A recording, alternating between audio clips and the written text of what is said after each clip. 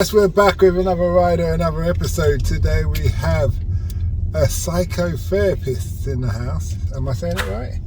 Almost. What is your title? I am. Okay. And she's a bit shy, but because of what she does is help people mentally, and you know we're all about sharing the gift and doing all things like that. So that's what we're going to talk about. So why psychotherapy? How did you get into it? The main thing is that I always wanted to help people. Originally, I wanted to be a teacher, but apparently I've got too much vocabulary to be a teacher, and I should have been a lawyer. So I went to law school. Who told you that? Grandparents. Oh, okay. All right, so you brought up with your grandparents? Mm-hmm. And how was that? Amazing, great, the best. I couldn't fault them, and I wouldn't want it any other way. Okay, that's interesting. So you've come in. Talk about your route from school. Mm-hmm. You're born in England. Yep. How was school? How was the journey of school for you? I didn't go to school here. I went to school in Jamaica when I was. When I was 8, I went to Jamaica. So I started off here with primary school. Went to Jamaica when I was 8, and I came back when I was 18. How did that move from moving to England to Jamaica? How was that for you? A shock, a culture shock.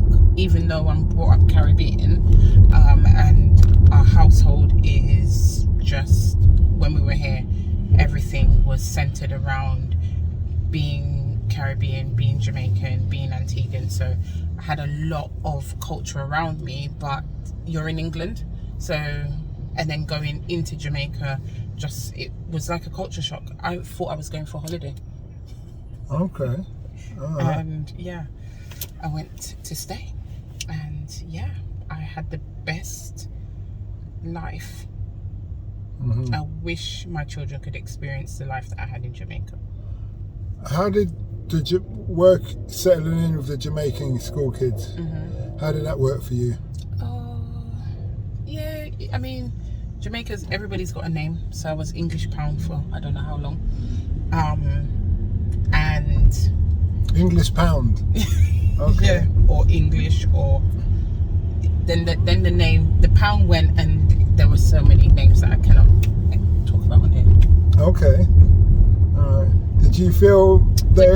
Good names. Yeah. So you felt there's terms of endearment and things. I mean, if you know about the culture, and you know about Jamaicans. If you've got one leg, you're called footy or lefty or one leg or whatever it is. So it was a body part.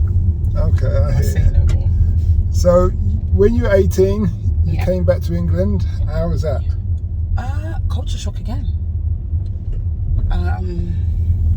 Took some time to adjust to, because I've left my grandparents back home, and I didn't really grow up with my parents at all, even when I was here. So I kind of was on my own, or I felt like I was on my own, and had to make friends again and establish relationships, but they didn't accept, and this is a long story. Red light, camera ahead. Go on. They didn't accept my GCSEs and A-levels or whatever it was, and so I had to, not GCSEs, A-levels, so I had to redo my A-levels, but I don't know how. I found a community of Caribbean people at college, and the rest is history. They're still my friends today. What college did you go to? I went to Lambeth College in Brixton. So Clapham. That wouldn't have been hard then, being in Brixton. Oh no! I came back to my roots. I came back to Lambeth. Yeah. So what I'm saying, being in Lambeth, being in Brixton, it's full of Caribbeans. So it would have been not hard to find your own. It could have been different if I went to university straight off first, because I wouldn't have had that. Okay. So it was, or if I went straight to work, I probably wouldn't have had that. So you spoke about teaching. Mm-hmm. When you were in Jamaica, your mind was on teaching or being a lawyer? Oh, well, from I was about 15, my grandma was like, no, you're going to law school. So that went out the window pretty quickly. Okay. Not that I had to, I don't know, you get convinced that you should be someone else, and you kind of go along with it. Well, why did you decide to leave Jamaica at 18? Quite a few reasons, personal reasons. Okay. So you came back here, you jumped into Lambeth College. What course were you doing at Lambeth?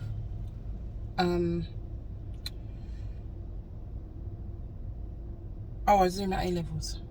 So I did 4 A-levels. And I mean, the gist of the whole reason why I came back is because my grandparents thought I would have a better life coming back here with like studying and moving on to the next level, and didn't feel that it could happen there, which I don't know.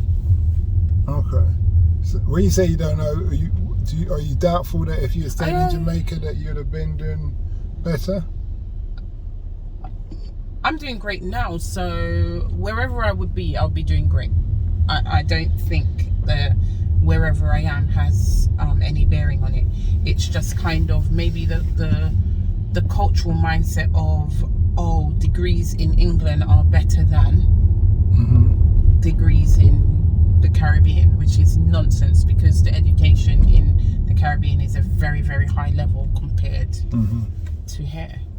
So yeah. So it's reputation of the English course degrees that carries more than the actual content, or is it the reputation of the public schools that carries, not the state schools, but that kind of blankets the whole country?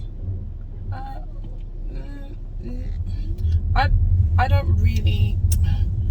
No, I wouldn't say. What I would say is that some of us are still brainwashed to feel white is right, and that's just the beginning and the end. It's just kind of transgenerational views that are not helpful in any way, because I don't believe that the education system in the Caribbean, in Jamaica,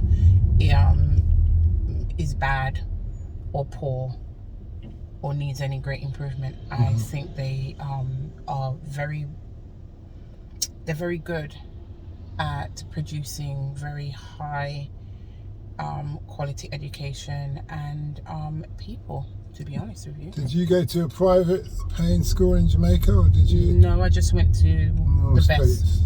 I went to when it comes to you call it secondary here. When it comes to high school in Jamaica, we more or less go to the same school, so it ranks according to your ability. So if you do good in your exams, so what you call SATs here, if you do really good in your exams, that depends where you go. So I went to high school, which is the top. After high school is comprehensive high, which is a mixture of high school subjects and technical, and then you go to technical high, and then you go to secondary, which means you didn't pass your exams, and that's the next school you would go to. And then after that is college. Yeah. And then university. Yes, but remember the education system in Jamaica, you pay for it. Unless you are a runner, like an athlete or something, you have to pay for school. So so that's why in Jamaica they take sports day very seriously for their children, because they know it's a free education ticket. That makes sense. Yeah, that makes sense. So you was in Lambeth College. You're doing the A-levels. Right. You did what, 3 or 4 A-levels? Yeah, I did 4. Okay. And then what I'm getting to is, what point did you realise this is not for me? I love you, Grandma, but... Oh, I went all the way. You went all, so you got qualified? Yeah. I went did you do the bar? Yeah, I did it. I went all the way. Okay. So what uni did you go to? Kingston. Oh, Kingston. Okay. All right. But then I quickly realised once I finished my degree, to be honest with you, I quickly realised that actually, that's what it was. I was working in a law firm in the summer after I graduated, and I felt like I couldn't see how I could help, and I didn't like how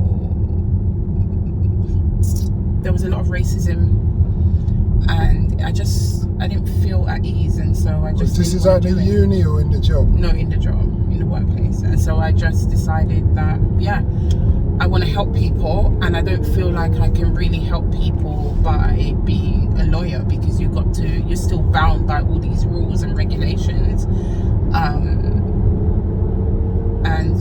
So I just decided to continue what I was already doing, because I started to do coaching from when I was in uni, and I used to run a women's program. So that just made me feel like, okay, what more could I do? And that's how I got into psychotherapy. That's when I went back to study. So you got 2 degrees then? Yeah, I went back to study in 2000 I had a long pause. When I was on maternity leave, I went back to study. Okay, so you got the 2 degrees. You're very determined. Where does the determination come from?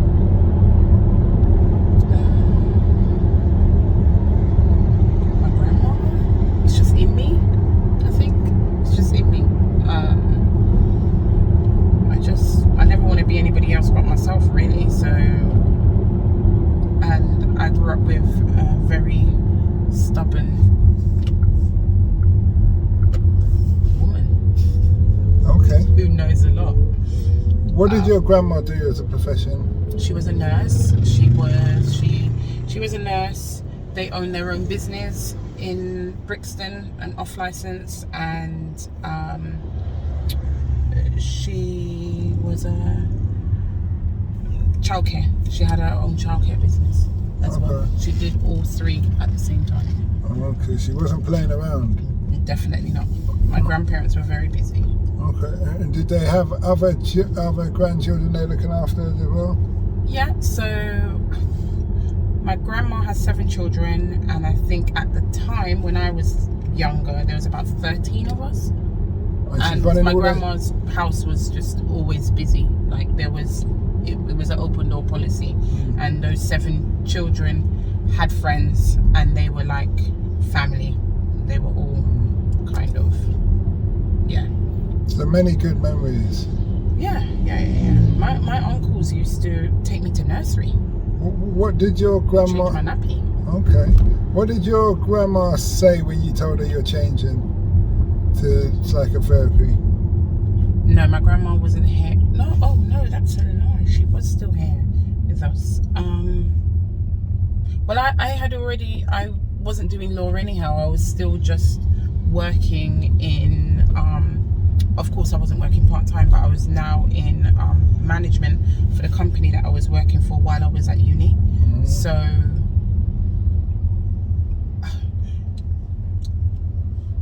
was she understanding? she didn't care. I think it was me that cared more than... She didn't care. As long as I'm happy and I'm doing what I want to do.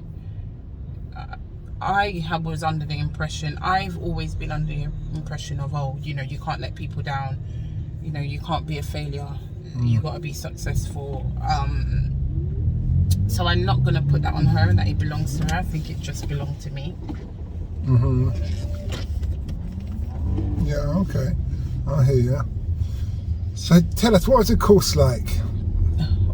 What, the counselling course? Yeah, it was a counselling course you did? Oh, Jesus. Yeah, so I started doing the diploma in level 2 in 2013. No, wait. Yes, it is. Yeah.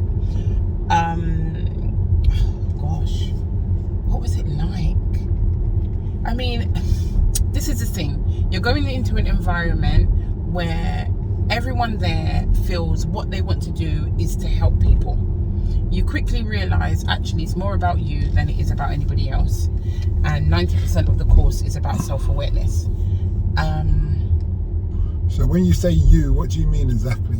About the I, about who you are as a person, what has happened to you, what your story is, and figuring out what really your content is and how you want to move forward, and accepting the things that you can't change, but also healing from it and letting go of things that don't belong to you.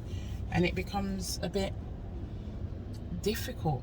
Everybody's on a healing journey on a counselling course, their own separate healing journey. So you can imagine what that looks like when it all comes together. It's not easy. It's like 20 or 30 people in the class? No. Or was it a big lecture theatre? No, about 20 people in the class. It was a small group, mainly. Most people were, I would say, 35 and up. So I was maybe kind of one of the youngest at the time, and there might have been someone that was actually 25 back then, and that was about it. Everybody was more mature.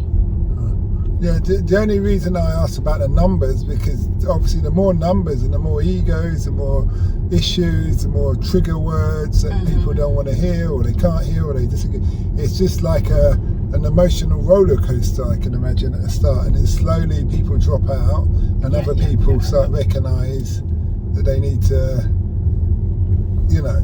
become stronger or better, or not blame other people.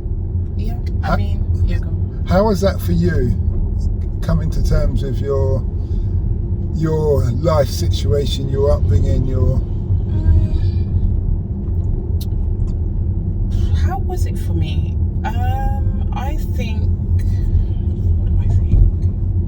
it was difficult. I feel that coming to terms with a lot of things, especially when you kind of also hold these expectations that you want of people, especially when you're talking about family, or in my case probably parents, it just becomes a bit difficult. Some things you'll never get answers for, and you're just having to reconcile with that. Finding myself within it, I think it more came down to a journey of self-belief and knowing that I'm good enough. That's the biggest journey that I've gone on. Because I feel like I had a front and a protective mechanism, but I didn't really believe it. Did you? What's this guy? Did you?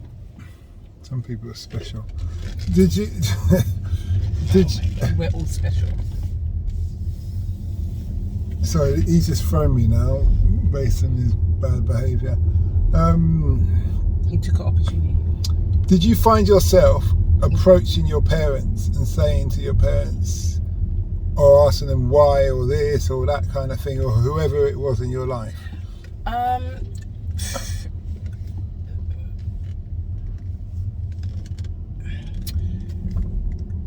My father's not here. My father died when I was 18. Yeah. Or 17, sorry. In terms of... Was it your father's mum you're living with? No, my mum's mum. Okay. In terms of having conversations, I think as people, we have these expectations of people that they just cannot reach. And I think it's more about accepting that this is what the situation is, and this is as far as you can go with it.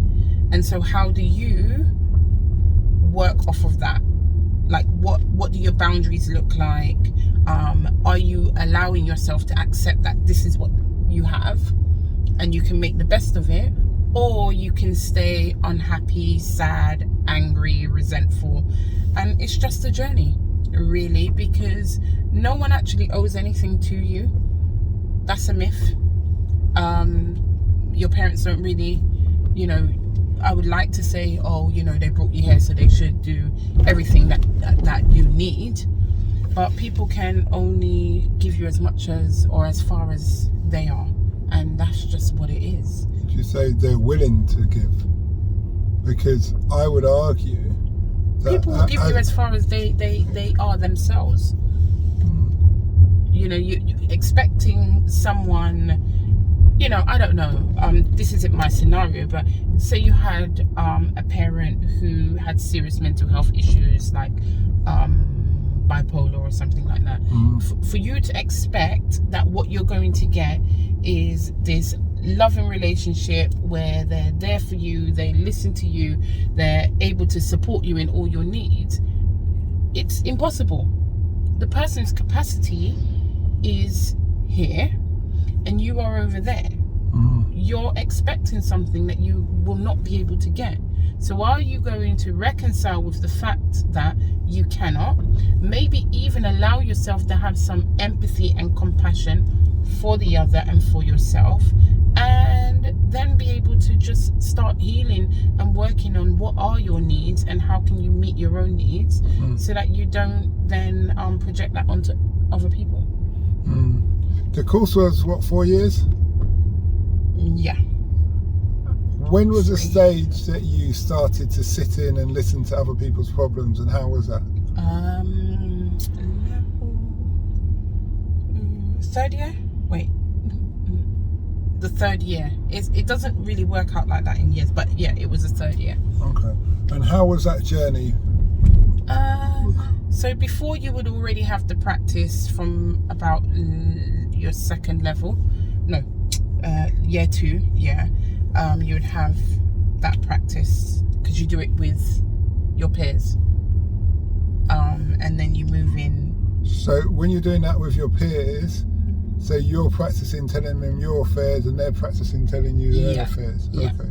It's a triangle, and then someone observes and gives feedback. Yeah. Helper, observer, and helpee. Yeah. Yeah, okay.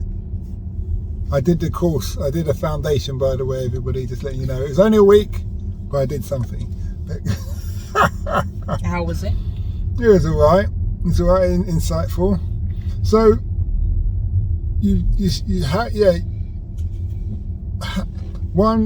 trying to get from you is when you were talking to these people, or they're talking to you rather, and this is real life now. It's not the helper observer situation. Right. How, as you would say, how did that make you feel? Anxious, worried. The rescuer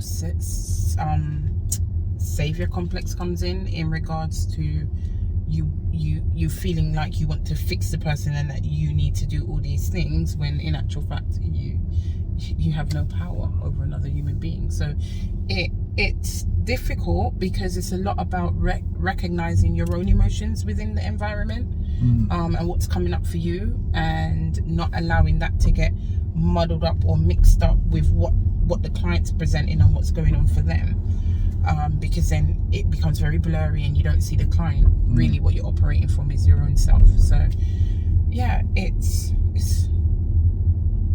not an easy environment, especially you're on there by yourself. Just to confirm, when you say you want to solve their problems, is that the basis of where you're saying you just want to tell them the solutions as you see it? No, you don't. You don't do that in therapy. No, I understand that, but what I'm saying is it a basis where you say that you feel at first that you wanted to solve their problems, but you realise that this is not how the game is played, so to speak? Of course. I mean, you recognise that quite early on, but it's just also stopping yourself from doing that. Oh, it's innate. Well, every human being feels like they sometimes have the answers. The biggest lesson you learn is that you don't know anything. You don't know much. You know what the person's giving you. You know your stuff, and then you've got to figure out the rest of it. And it's just really, when you're with a client, it's a journey of exploration. It's a journey of discovery. There's not much. Well, I'm integrative therapist, so we don't necessarily. Well, you'd never go with a script. and a plan. You just kind of figure out maybe what the client's needs are, where the client is at, and help allow the space for the client to like explore and become reflective and aware of themselves. And if you can get a client to taking responsibility for themselves and where they're at, it makes everything a lot more clearer and easier. When was the point when you realised this is what I'm going to do? This is definitely for me. When I started the course, really. Before that early? Okay. Yeah, before that I was already doing coaching and things like that, and working with women. So I knew I wanted to do more, and I haven't turned back since. And I'm here. Happy. Okay. And when you say you're coaching and working with women, can you just define the difference from the therapist thing that you're doing now? It was coaching, and now I'm in psychotherapy. So it's a lot more of surface work, a lot more around, okay, what are your issues, and how can you solve this on the surface, rather than going into deep therapeutic work, whether it's about trauma, whether it's about you really understanding the person's experience and getting them to clear up, what has happened to them in the past as opposed to what's happening now. So it's completely different. Coaching and psychotherapy are very, very different. Coaching is you can easily help someone with a goal of, I don't know, maybe they wanted to start a business, and you're just helping them set goals and work with one goal, next goal, and you're moving on. However, if this person is someone that sabotages quite a lot, procrastinates, it doesn't get to the core of what's blocking them. Okay, that's good. So you got your own company now? Yep. How was that move from just being an employee to having your own company?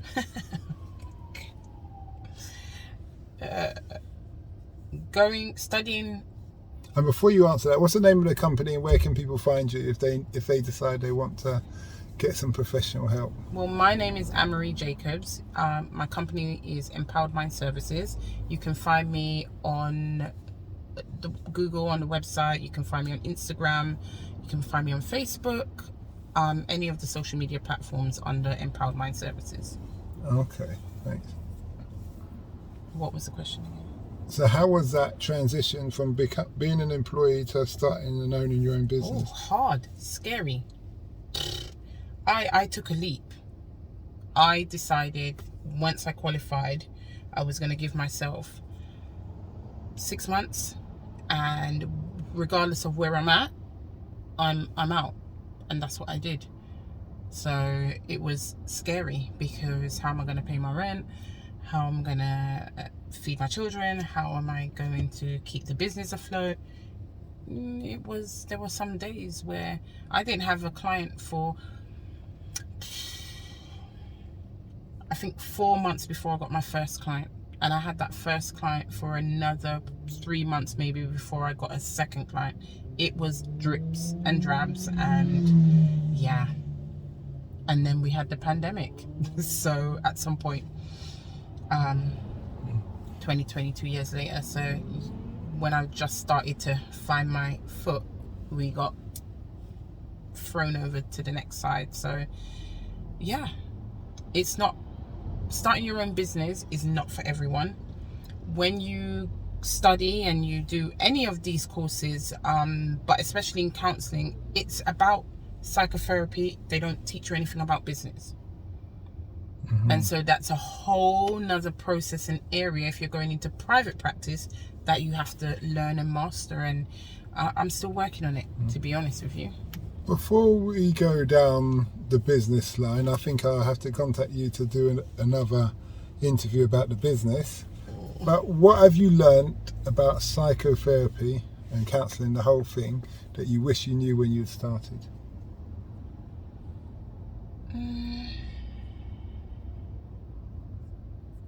That the beauty is not knowing.